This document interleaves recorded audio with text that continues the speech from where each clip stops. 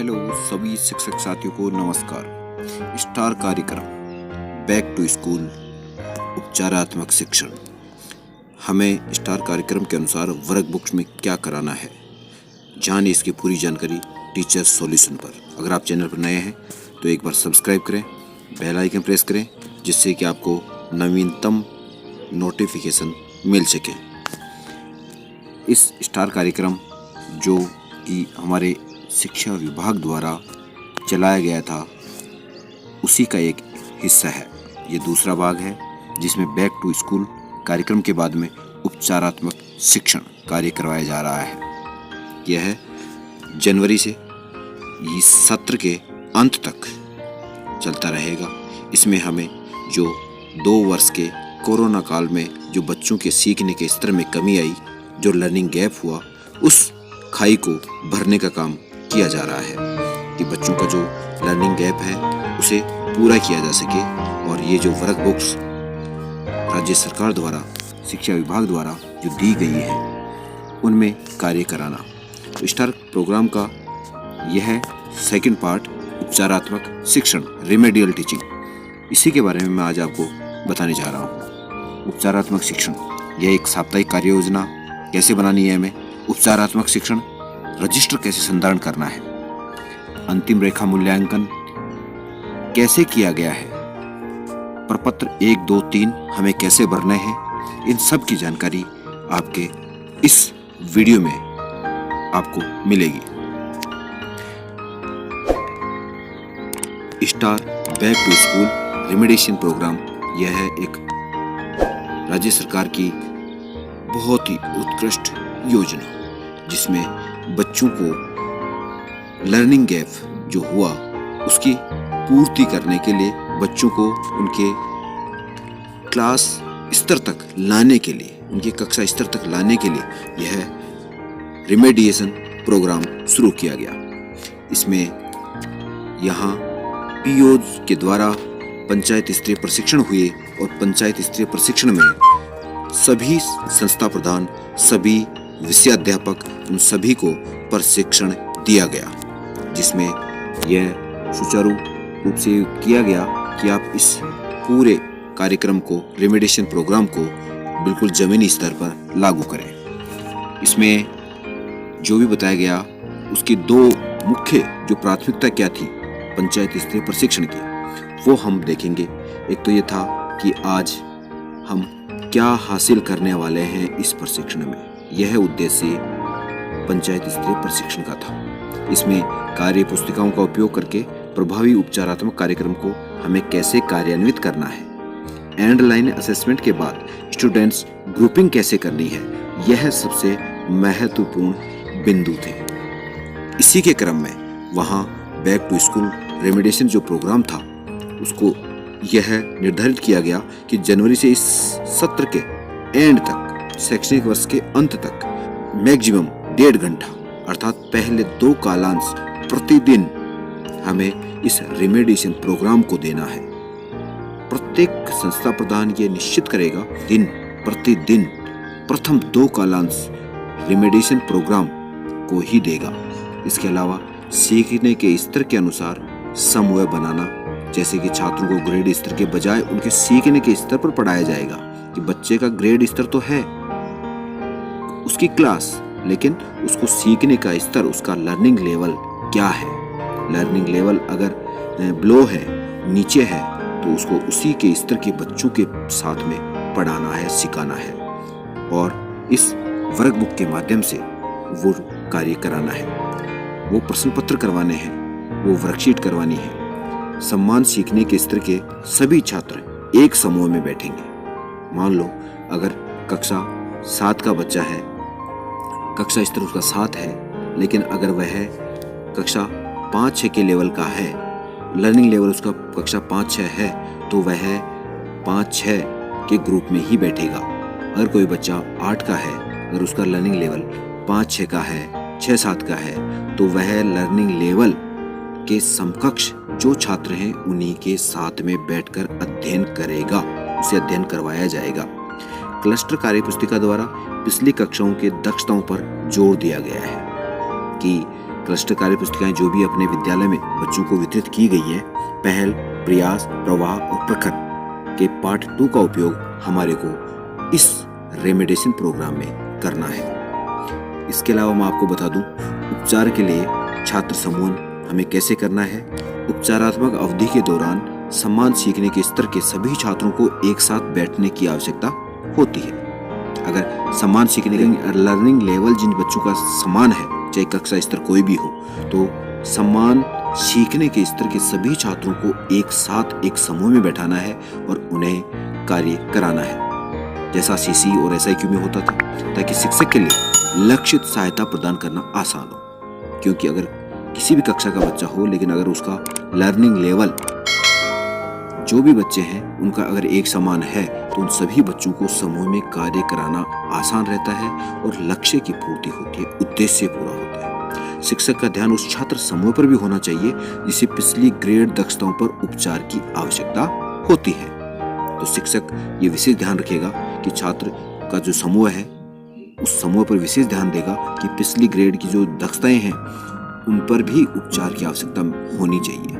जो छात्र eight grade सीखने के स्तर पर हैं, अर्थात जो कक्षा स्तर और उनका सीखने का स्तर समान है, वे उपचारात्मक अवधि के दौरान अपनी कार्य पुस्तिका में स्वतंत्र रूप से कार्य पत्रकों का अभ्यास कर सकते हैं। जरूरत महसूस होने पर वह टीचर की गाइडेंस, अध्यापक की सलाह लेकर के वो अपने कार्य पत्रक पूरे कर सकते हैं। इसी क्रम में रेमेडिएशन के दौरान जो आदर्श रूप जो है वो आपको इस स्क्रीन पे दिख रहा होगा कि उनके प्रत्येक छात्र समूह को एक शिक्षक को क्या समर्थन मिलना चाहिए। अपने सीखने के स्तर के अनुसार समूह में ये बैठे हुए छात्र हैं, ये अपने सीखने के स्तर के अनुसार ग्रुप बना रखे हैं और ये हैं बिहाइंड ग्रेड। दूसरी जो तस्वीर दिख रही है आपको, बिहाइंड ग्रेड छात्रों को टारगेटेड सपोर्ट प्रदान करने वाले शिक्षक। यहाँ बिहाइंड ग्रेड के बच्चे हैं और उनको बैठा करके एक निश्चित लक्ष्य की पूर्ति के लिए, उनके लर्निंग गैप को कम करने के लिए, उनके लर्निंग लेवल के समूह में बैठ करके उनको सपोर्ट प्रदान कर रहे हैं, सहायता प्रदान कर रहे हैं और यही कार्य हमें करना है। इसी क्रम में मैं आगे बताऊं कि कार्य पुस्तिका जो आधारित पढ़ाने की शिक्षण प्रणाली है उसका एक साइकिल होना चाहिए, साइकिल रिपीट होनी चाहिए, एक क्रम होना चाहिए। इसमें सभी बच्चों का एंड लाइन करना है, जैसा कि यहाँ बताया जा रहा है।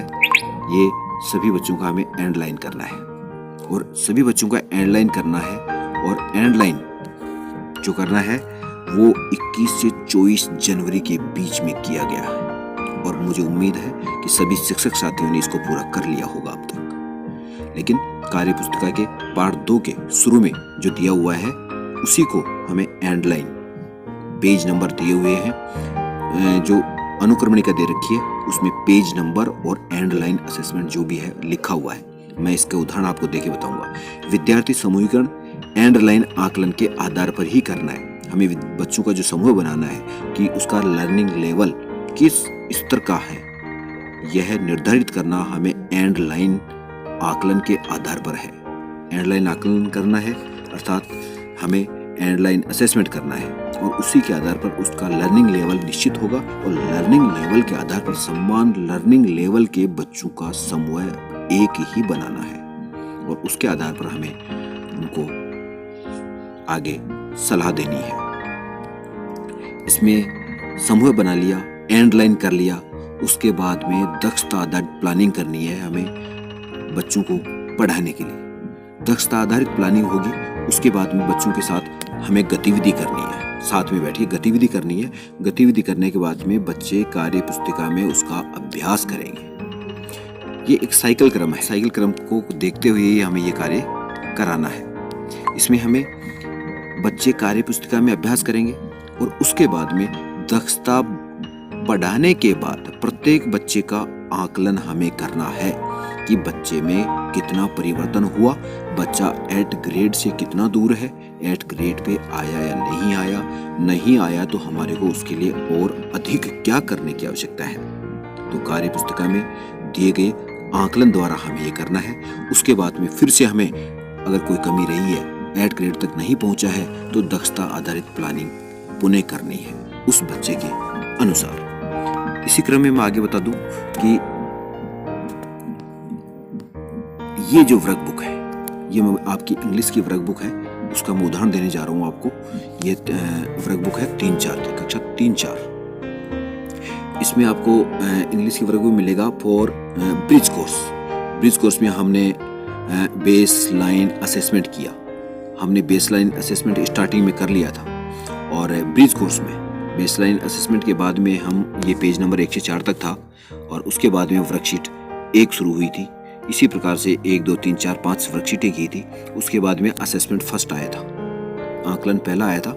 उसके बाद में आकलन 2, आकलन 3 और असेसमेंट 4, असेसमेंट 5, असेसमेंट 6, असेसमेंट 7 और असेसमेंट 8। ये असेसमेंट 8 था, वह पेज नंबर 47 तक आ चुका था। अब बात आती है एंडलाइन असेसमेंट की। यह 48 से 51 पेज तक एंडलाइन असेसमेंट है, अंतिम पंक्ति मूल्यांकन, जिसे हमें 21 से 24 जनवरी के बीच में किया है। इससे बच्चों के समूह का निर्धारण हुआ, उनके लर्निंग लेवल का पता चला कि बच्चा कौन से लर्निंग लेवल का है। उसके बाद में हमारे को उसका समूह निर्धारण करने के बाद में हमारे को पूरा कार्य कराने का जिम्मा मिलेगा। यहाँ मैं बता दूं आपको, ये बेसलाइन था। बेसलाइन असेसमेंट हमने करवाया बच्चे से, ये बेसलाइन करवाया, जिससे हमें ये पता चला कि बच्चा कौन से ग्रुप ए का है या 2 का है, अर्थात उसका बेस कैसा है। इस बेसलाइन को करवाने के बाद में ये बेसलाइन हमने करवाया। उसके बाद में हमने ये स्टूडेंट की परफॉर्मेंस रिकॉर्ड जो है वो नोट किया। बच्चे को ये हेल्प करने दिया कि बच्चा किस स्तर पर है। तो स्टूडेंट ग्रुप बनाया, ग्रुप 1 और ग्रुप 2 बनाया गया इसमें। उसके बाद में हमने एक एक कार्यपत्रक कराना शुरू किया था, और कार्यपत्रक कराने के बाद में जब जनवरी में 21 से 24 जनवरी के बीच में रिमेडिएशन जो प्रोग्राम है उसी के हिस्से में आ गए कि एंडलाइन असेसमेंट ये करवाना था। ये सेक्शन 1 में था, जिसमें एंडलाइन असेसमेंट सेक्शन 1 है। इसको हमने बच्चे से करवाया, हेल्प करने दिया कि हमने इतने से कार्यपत्रक जो ब्रिज कोर्स में करवाए उनमें से वह कितना कर पा रहा है। तो एंडलाइन असेसमेंट था। एंडलाइन असेसमेंट ये हुआ, इसके एंडलाइन असेसमेंट का सेक्शन 2 आ गया। ये 2 भी किया बच्चे ने, और ये करने के बाद में हमने इसको चेक किया, और चेक करने के बाद में हमने यह रिमार्क किया। ये रिमार्क करना, ये टिप्पणी करना, ये टीचर के लिए अति आवश्यक है। स्टूडेंट परफॉर्मेंस रिकॉर्ड में हमने स्टूडेंट का ग्रुप बनाया। ये लर्निंग लेवल ग्रुप है कि वह किस लेवल का बच्चा है, सीखने का कौन सा स्तर है उसका। यहाँ अगर ये बच्चा कक्षा 4 का है तो यहाँ पर आपको ये देखना है कि लर्निंग लेवल 2 का है, लर्निंग लेवल 3-4 का है या 8 ग्रेड पर है। तो ये हमें निर्धारित करना था। और जैसा कि बताया कि लर्निंग लेवल 2 का है, तो लर्निंग लेवल 2 के जो भी बच्चे हैं उनका समूह एक ही होगा। लर्निंग लेवल 3 और 4 के बच्चे हैं उनका समूह भी एक ही होगा। और 8 ग्रेड पर जो बच्चे हैं उनका समूह भी हमारी कक्षा में ही उन बच्चों के साथ में अलग से बैठेंगे। उनका समूह अलग होगा, जो कि स्वतंत्र होकर के वो अध्यापक की सलाह से, गाइडेंस से वो अपना काम खुद करने के लिए स्वतंत्र रहेंगे। लेकिन लर्निंग लेवल 3-4 और लर्निंग लेवल 2 इनका समूह समान लर्निंग लेवल वाले बच्चों के साथ में होगा, और उन्हीं को उसी प्रकार से टारगेट किया जाएगा। इसके अलावा मैं बता दूं आगे कि जो भी यहाँ पर अपने समूह निर्धारण में लर्निंग लेवल अगर 2 का बच्चा था इस क्लास में, तो लर्निंग लेवल 2 का बच्चा, चाहे वो 3री का हो या 4थी का हो, लर्निंग लेवल 2 का बच्चा है तो उसके लिए हमारे को ये जो वर्कशीट है आगे पेज नंबर 53 से, ये हमें उनको एक एक करवानी है, जिससे कि उसकी जो लर्निंग गैप है उसकी पूर्ति की जा सके। यहाँ वर्कशीट नंबर 1, 2, 3, 4, फिर असेसमेंट फर्स्ट आ गया। इसके बाद में 5, 6, 7, 8 ये वर्कशीट है। उसके बाद में ये असेसमेंट 2 आ गया। इसी प्रकार से ये सारे वर्कशीट करते हुए और असेसमेंट 3 करना है। उसके बाद में ये कार्य लर्निंग लेवल 2 के बच्चे से कराना है। उसके बाद में लर्निंग लेवल अगर 3 और 4 का है तो 3-4 का अगर लर्निंग लेवल है तो उसको हमारे को ये वर्कशीट करवानी है पेज नंबर 70 से उस बच्चे का लर्निंग गैप कम करने के लिए। तो इसके लिए हमारे को इसी प्रकार से वर्कशीट करवानी है। वर्कशीट नंबर 13, 14, 15, 16-17 और फिर असेसमेंट 4 आ गया, असेसमेंट 5 आ गया, असेसमेंट 6 आ गया और इसी प्रकार से ये कार्य करवाते हैं असेसमेंट 7, असेसमेंट 8, 9 और 10। इस प्रकार से ये कार्य पूरा करवा देंगे। उसके बाद में ये निश्चित होगा कि बच्चा 8 ग्रेड पर पहुंच गया है या नहीं। अगर बच्चा 8 ग्रेड पर नहीं पहुंचा तो यह स्थिति चिंताजनक होगी, क्योंकि आपने कार्य नहीं किया, आपने बच्चे के साथ में कार्य करने में कोई कमी, कोई कसर रही है, तो इसकी पूर्ति के लिए हमें यह कार्य करना है। अब इसके अलावा लर्निंग लेवल 2, 3 एंड 4 ये अपनी वर्कशीट का लास्ट पेज है, जिसमें अपने को असेसमेंट फर्स्ट में, असेसमेंट सेकंड में, 3 में जो टारगेट दिया गया था, उस टारगेट के अनुसार स्टूडेंट ने परफॉर्मेंस क्या की, इसको नोट करते जाना है और इस प्रकार से ये पूरा नोट करने के बाद में ये कार्य करना है। अब ये बता दूं कि हमारे को प्रपत्र 1, 2 और 3 वो कौन से हैं और रजिस्टर संधारण कैसे करना है। सेम प्रपत्र 1, 2, 3 के अनुसार ही हमें रजिस्टर का संधारण भी करना है, जिसमें बच्चे का नाम और कक्षा रहेगी, उनका लर्निंग लेवल रहेगा और उसका बेसलाइन समूह कौन सा था यह भी इंगित होगा। इसमें स्टार कार्यक्रम सूचना का प्रपत्र 1 है, जो सम्मेलन के लिए विद्यालय में आने वाले उच्च अधिकारियों को दिखाना होगा। ये 3 प्रपत्र हमें तैयार रखने हैं विद्यालय में। विद्यालय का नाम, कक्षा, विषय और रोल नंबर। यहाँ रोल नंबर, विद्यार्थी का नाम यहाँ कक्षा वाइज होगा, जैसे कक्षा 3 से शुरू किया, कक्षा 3, 4, 5, 6, 7 और 8। ये विषय, तो विषय के अनुसार विषय अध्यापक इनको तैयार रखेगा।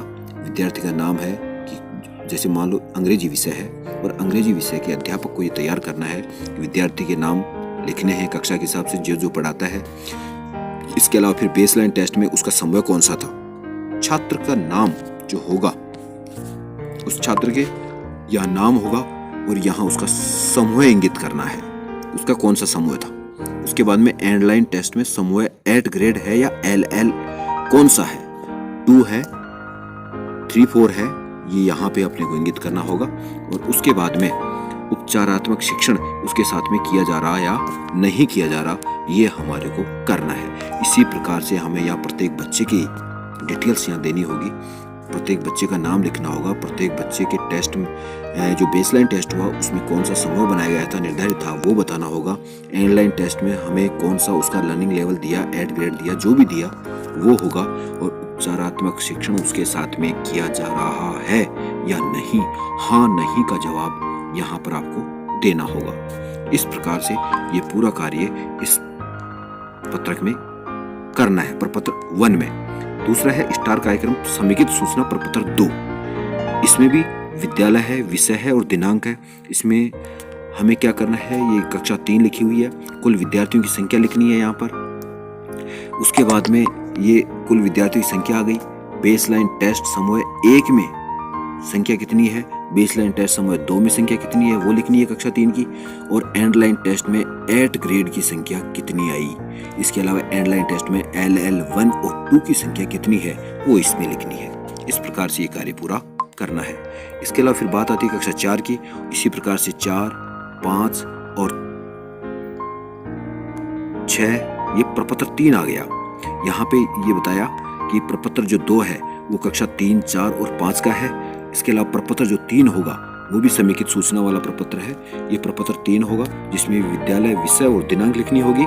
इसके अलावा फिर आपको उसी प्रकार से ये कार्य करना है कि कुल विद्यार्थियों की संख्या कक्षा 6 में कितनी है, बेसलाइन टेस्ट समूह 1 में संख्या कितनी है, बेसलाइन टेस्ट समूह 2 में संख्या कितनी है, एंड लाइन जो असेसमेंट हुआ उसमें 8 ग्रेड की संख्या कितनी है, LL5 की संख्या कितनी है और लर्निंग लेवल 4 वाले बच्चों की संख्या कितनी है, ये हमारे को इसमें प्रदर्शित करना है, लिखना है। इस प्रकार से कक्षा 7 का और इसी प्रकार से कक्षा 8 का ये कार्य हमें करना है। इस कार्य के लिए मैं आपको एक बार बता दूं कि अगर किसी छात्र के पास में ये भी निर्देश है कि किसी छात्र के पास में अगर वर्क बुक वितरण करने में कहीं वर्क बुक की कमी रही या वर्क बुक कम पड़ गई तो उसके लिए हमें वर्क बुक डाउनलोड करके प्रिंट निकाल के और उस छात्र को दे करके और हमें वर्क बुक का सारा कार्य उससे करवाना है। और इसके लिए मैं मेरे इस वीडियो देखते रहिए। इसमें डिस्क्रिप्शन में मैं वर्कबुक डाउनलोड करने का लिंक मैंने दे दिया है और वर्कबुक आप इसे किसी भी कक्षा की किसी भी विषय की आप डाउनलोड करके और उस बच्चे को जो वर्कबुक के अभाव में अगर उसकी ऑनलाइन असेसमेंट नहीं हुआ है, अगर इस प्रकार की ये घोर लापरवाही है, तो इसके लिए संस्था प्रधान जिम्मेदार होगा और वह इस वर्कबुक का प्रिंट निकालकर छात्र को उपलब्ध करवाएगा और उसकी पूर्ति करेगा। इस प्रकार से साथियों, अगर ये वीडियो में मैंने पूरी कोशिश की है विस्तार से बताने की, लेकिन अगर फिर भी किसी प्रकार की अगर आपको कमी महसूस होती है तो प्लीज़ कमेंट करके ये बताएं कि आपको और किस चीज़ की कमी रह गई जो जानना था। वो मैं उसके लिए फिर से कोई नया वीडियो बनाऊंगा। इसलिए देखते रहिए टीचर सॉल्यूशन। Thank you.